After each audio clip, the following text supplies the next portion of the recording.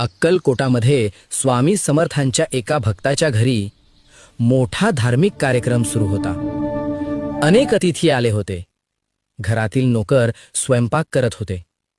पण अचानक स्वयंपाकासाठी तूप पूर्णपणे संपले. तेव्हा नोकर धावत आले आणि घरमालकाला सांगितले.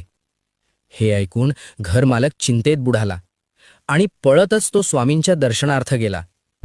स्वामी समर्थ एका कट्ट्यावर बसले होते. त्यावेळी दुष्काळामुळे अन्नधान्य कमी होतेच, तसेच तूप सुद्धा मिळणे कठीण होते. स्वामींनी त्या भक्ताचे सगळे बोलणे शांतपणे ऐकून घेतले. मग स्वामी महाराज म्हणाले, भांड्यातून थोडे पाणी आण. हे ऐकून भक्त उठला आणि बाहेर असलेल्या मोठ्या हंड्यातून छोट्या भांड्यात पाणी घेऊन आला.